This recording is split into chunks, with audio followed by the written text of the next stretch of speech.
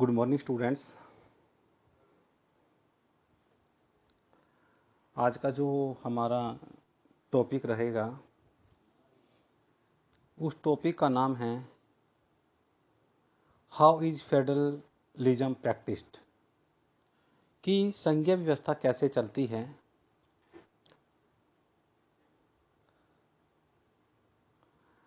हमारा जो चैप्टर चला हुआ है ये फेडरलिज्म का,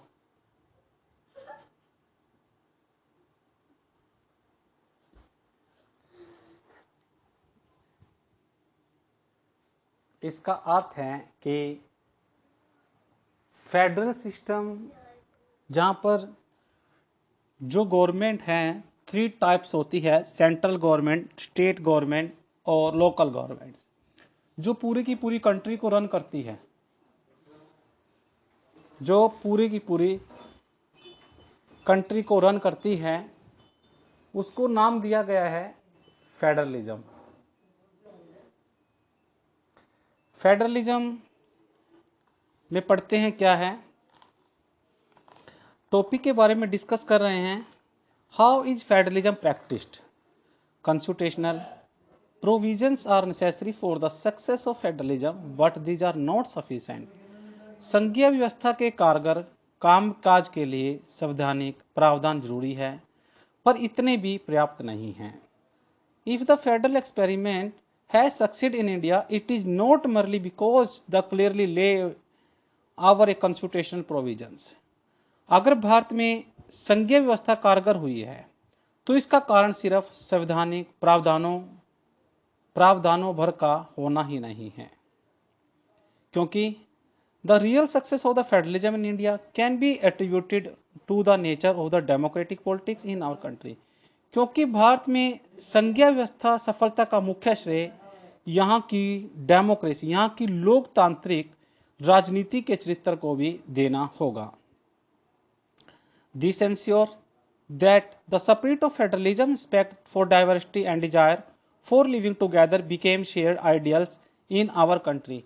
इसी से संघवाद की भावना, विविधता का आदर और संघ साथ रहने की इच्छा का हमारे देश के साझा आदर्श के रूप में भी समाप्त होना या स्थापित होना सुनिश्चित हुआ है। Let us look at some of the major way in which has happened. आइए कुछ प्रमुख बातों पर गौर करें जिनसे पता चलता है कि यह काम किस तरह हो पाया है। If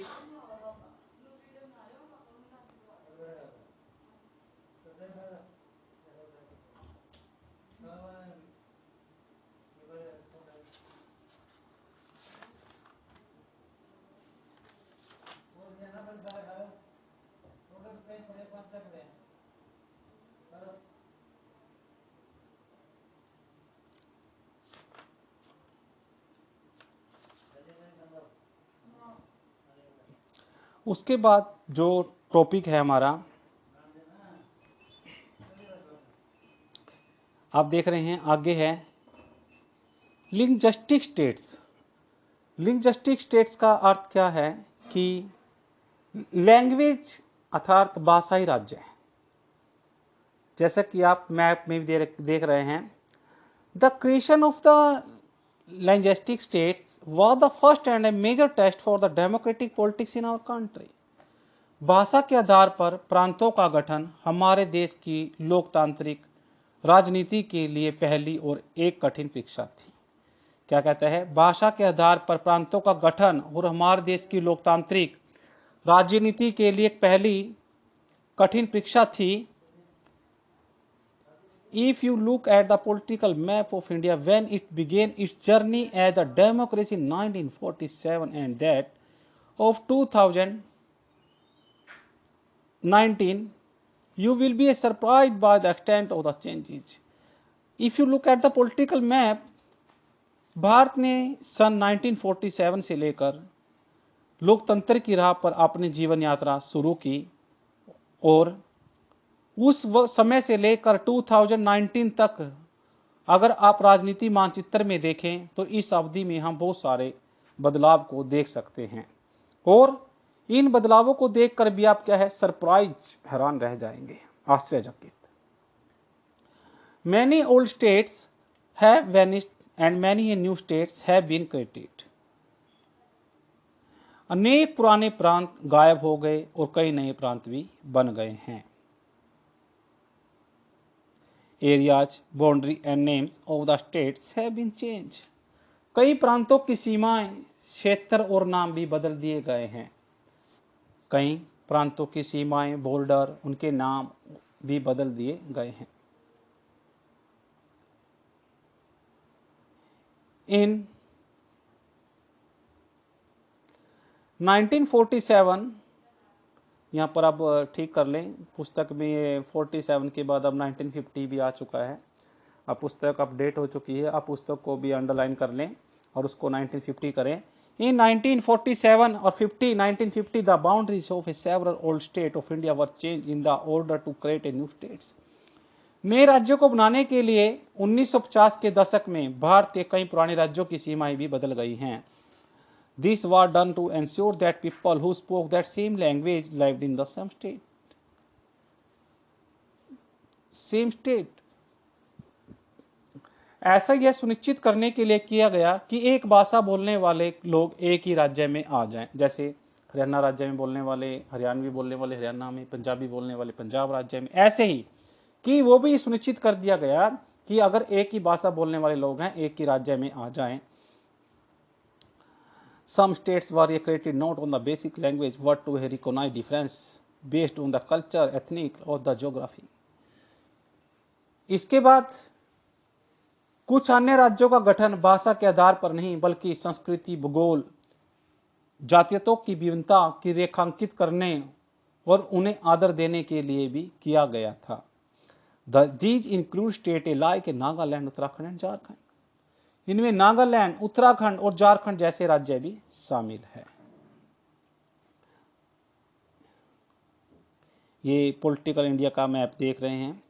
सभी विद्यार्थी इसको अच्छे से फील भी करें. क्लास में भी आपको फील करवाया है. आपने जो पुस्तक में नोटबुक में पेस्ट किया हुआ है, इसमें क्या करना है, आपने सभी ने अपने यहाँ पर सभी स्टेट को फील करना है. उस स्टेट के साथ उनकी कैपिटल को भी फील करना है. जैसे उत्तर प्रदेश की कैपिटल लखनऊ है, साथ के साथ आपको इसको फील करना है.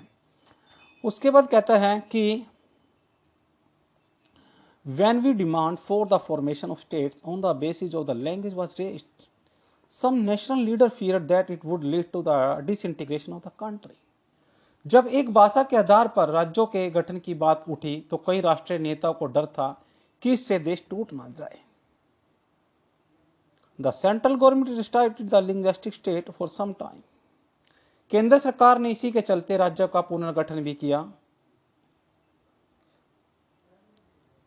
But the experience has shown that the formation linguistic state actually made its country more united.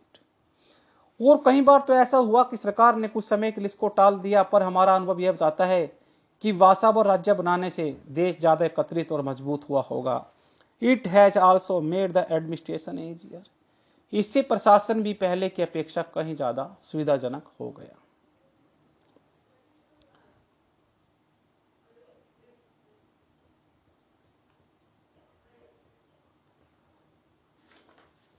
उसके बाद बताया जाता है जो टॉपिक है लैंग्वेज पॉलिसी. लैंग्वेज पॉलिसी के लिए आप साइड में कार्टून देख रहे हैं. क्या कार्टून लिखते हैं? यूज हिंदी. आप हिंदी को अपनाएं.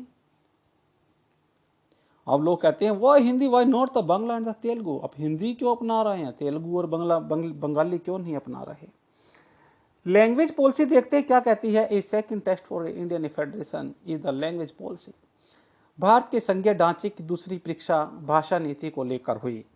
Our constitution did not give the status of the national language to any one language. भाषा को राष्ट्रभाषा का दर्जा नहीं दिया गया.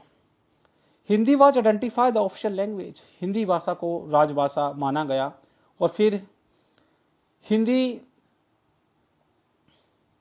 But Hindi is the mother tongue only about 40% of the Indians. Underline करें इसका भी.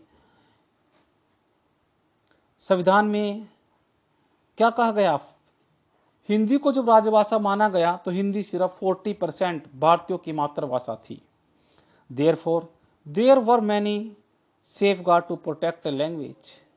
इसलिए अन्य भाषाओं के संरक्षण के लिए भी दूसरे उपाय भी किए गए, जिससे क्या कहा गया, Beside Hindi, there are 21 other languages recognized as the scheduled language by the Constitution. संविधान में हिंदी के अलावा 21 भाषा को भी अनुसूचित भाषा का दर्जा दे दिया गया. A candidate in the examination is conducted for the central government position may opt to take the examination in any of these language. केंद्र सरकार के किसी पद का उम्मीदवार इनमें से किसी भी भाषा में परीक्षा दे सकता था. State to have their own official language. राज्यों की अपनी भाषा ही हो सकती थी. Much of the government work takes place in the official language of the concerned state. परंतु राज्यों को अपना अधिकांश काम अपनी राजभाषा में ही करना होता था. यहां पर पता लग जाता है कि जो आपकी ऑफिशियल लैंग्वेज कौन सी थी बेटा, हिंदी, जिसको आप टंग लैंग्वेज के नाम से भी जानते हैं. It's okay. Now unlike Sri Lanka, the leader of our country adopted a very cautious attitude in spreading the use of Hindi. Sri Lanka के ठीक उलट हमारे देश के नेताओं ने हिंदी के उपयोग को बढ़ावा देने के मामले में बहुत सावधानी भरा व्यवहार भी किया. According to the Constitution, the use of English for office purpose was to stop in the 1965. ये भी अंडरलाइन कर लें. संविधान के अनुसार सरकारी कामकाज की भाषा के तौर पर अंग्रेजी का प्रयोग 1965 में बंद हो जाना चाहिए था. However, many non-Hindi speaking states demanded that the use of English continue. परंतु अनेक गैर हिंदी भाषा प्रदेशों ने मांग की कि अंग्रेजी का प्रयोग जारी रखा जाए. इन तमिलनाडु दिस मूवमेंट टूक ए वायलेंट फॉर्म. तमिलनाडु ने तो इस मांग को एक उग्र रूप भी ले लिया था. The central government responded by agreeing to continue the use of English along with Hindi for the official purpose. केंद्र सरकार ने हिंदी के साथ साथ अंग्रेजी को भी राजकीय कामों में प्रयोग की अनुमति देकर इस विवाद को भी सुलझाया था. Many criticize think that the solution in favor the English speaking elite. अनेक लोगों को मानना था कि इस समाधान से अंग्रेजी भाषा अभिजन को लाभ भी पहुंचेगा. Promotion of Hindi continues to be the official policies of the government of India. राजभाषा के रूप में हिंदी को बढ़ावा देने की भारत सरकार की नीति भी बनी हुई है. Promotion does not mean that the central government can impose Hindi on states where people speak a different language. पर बढ़ावा देने का मतलब यह नहीं कि केंद्र सरकार उन राज्यों पर भी हिंदी को थोप सकती थी जहां लोग और कोई भाषा बोलते थे. The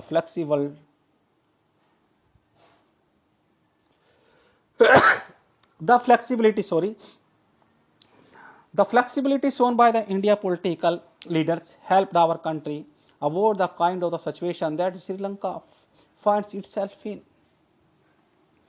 जहां लोग कोई और भाषा बोलते थे उन्होंने क्या कहा, भारतीय जितने भी राजनेता थे उन्होंने इस मामले में जो फ्लेक्सिबल, जो लचीला रुख अपनाया, उसी से हम श्रीलंका जैसी स्थिति में पहुंचने से बच गए हैं. आपने आज ये पढ़ा. उसके साथ में एक ग्लोसरी वर्ड दिया गया है.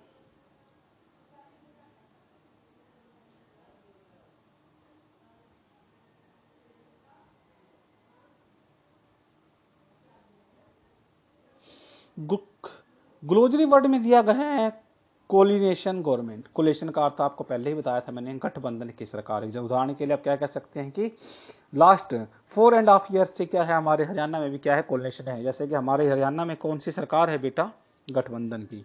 किस किस की, बीजेपी प्लस जेजेपी की. A government form by the coming together at least of political parties.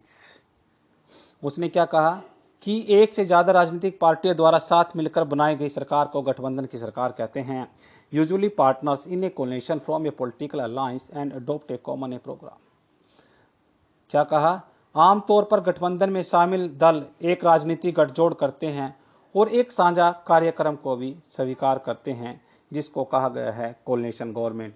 अर्थात गठबंधन की सरकार, एक ऐसी सरकार जो लोग मिलकर कार्य करते हैं, उसे कहा गया है गठबंधन की सरकार. जो हमारा कल का टॉपिक आगे हम पढ़ेंगे वो क्या रहेगा, सेंट्रल एंड स्टेट रिलेशन। आप देखो जो आपको पिक्चर दिखाई दे रही है, ये पिक्चर क्या दिखा रही है, पावर्स ऑफ द स्टेट, कि राज्य की शक्तियां हैं। ये क्या कर रही हैं, ये सारी की सारी जो स्टेट्स हैं, ये कटोरा लेके खड़े हैं ना, देख रहे हैं आप पिक्चर में, ये सभी के सभी किसी न किसी स्टेट से हैं। ये क्या कर रहे हैं, ये डिमांड कर रहे हैं कि अपने अपने स्टेट्स के लिए क्या है, हमें पावर दो। देखो इसमें चित्र में ध्यान से देखें, हम देख रहे हैं केरला, मद्रास, उड़ीसा, बंगाल, बिहार, ये सभी के सभी स्टेट्स क्या कर रहे हैं, पावर्स मांग रहे हैं। क्या क्या राज्य कुछ और शक्तियां मांग डिमांड कर रहे हैं। ये लिखा हुआ ना पावर, ये बांट रहे हैं। कितना सुंदर चित्र दिखाया गया है। आप इस चित्र को देखें और इसको आप रीड भी करें, इसके ऊपर भी लिखा हुआ है the states plead for a more. आगे पढ़ते हैं हम। जैसे कि आपको बताया है कि आगे हमारा जो टॉपिक है वो है central state relations. Central state relation में आप क्या पढ़ेंगे कि जो केंद्र है और राज्य सरकार है उनके बीच में कैसे संबंध है। क्या है, restructuring the central state relation is one more way in which federalism has been the strengthened in practice. केंद्र राज्य और संबंधों में लगातार आए बदलाव का यह उदाहरण बताता है कि व्यवहार में संघवाद किस तरह मजबूत हुआ। How the constitutional arrangement for the sharing power work in reality depends to a large extent on how the ruling parties and leaders follow these arrangements. सत्ता की साझेदारी की संवैधानिक व्यवस्था और वास्तविकता में कैसा रूप लेगी, यह ज़्यादातर इस बात पर निर्भर करता है। For a long time the same party ruled both the center and in most of the state। कि काफ़ी समय तक हमारे यहाँ एक ही पार्टी का केंद्र और अधिकांश राज्यों में शासन रहा। कहने का तात्पर्य क्या है कि काफ़ी समय तक हमारे यहाँ पर एक ही पार्टी रूलिंग करती रही, और this meant that the state government did not exercise their rights to autonomous federal units। इसका व्यवहारिक मतलब यह हुआ कि राज्य सरकारों ने स्वायत्त संघीय इकाई के रूप में अपने अधिकारों का प्रयोग नहीं किया। उन्होंने क्या कहा, अपने अधिकारों का प्रयोग नहीं किया।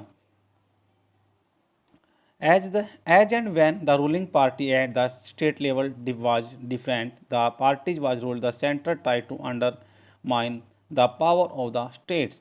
उसने क्या कहा, जब केंद्र और राज्य में अलग अलग दलों की सरकार रही तो केंद्र सरकार ने राज्य के अधिकारों की अनदेखी करने की कोशिश भी की।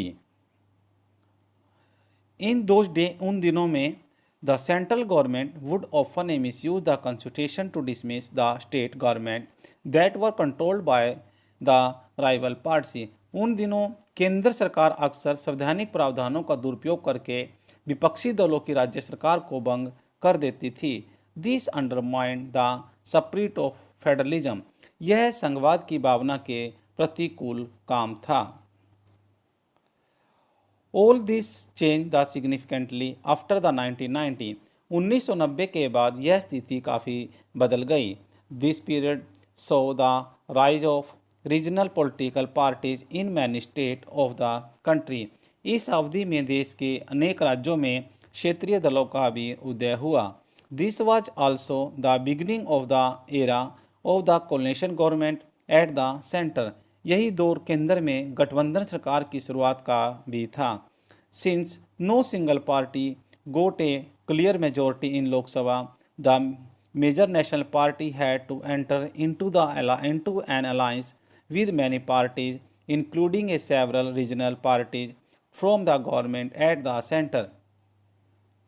उसने क्या कहा कि जो यह समय चला हुआ था यह गठबंधन सरकार की शुरुआत का था, क्योंकि किसी एक दल को लोकसभा में स्पष्ट बहुमत नहीं मिला, क्लियर मेजोरिटी नहीं मिली।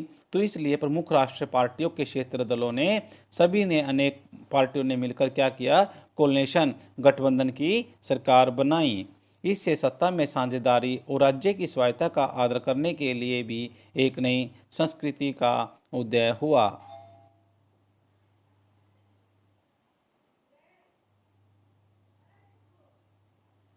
This led to a new culture of a power sharing and respect for the autonomy of state governments. इससे क्या हुआ, साझेदारी, राज्य सरकार की स्वायत्तता का आदर और एक नई संस्कृति का भी उदय हुआ।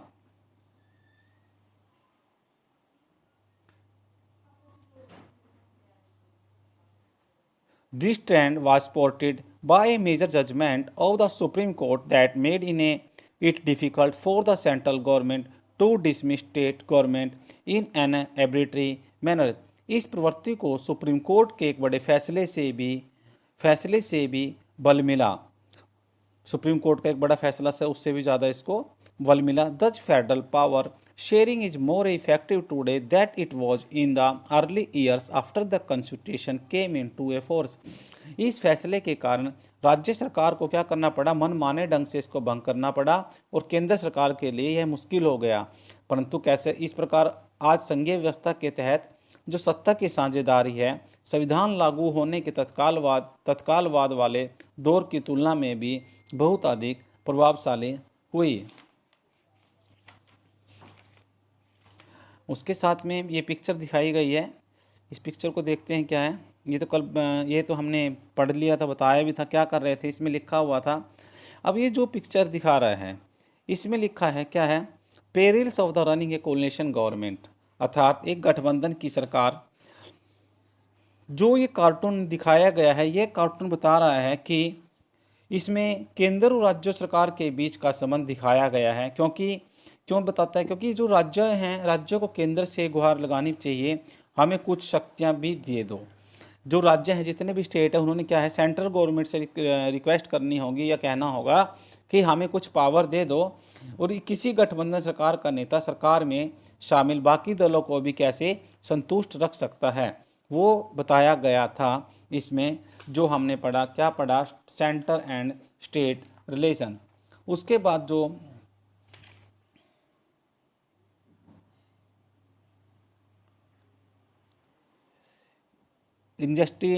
डाइवर्सिटी ऑफ इंडिया है, ये एक बताया गया, आपको पहले ही बता दिया गया था कि हमने पढ़ा था कि जो भाषा के आधार पर क्या है कि हिंदी को ऑफिशियल लैंग्वेज बनाया गया, बाद में इंग्लिश को भी उसके साथ बाद में जोड़ दिया गया था।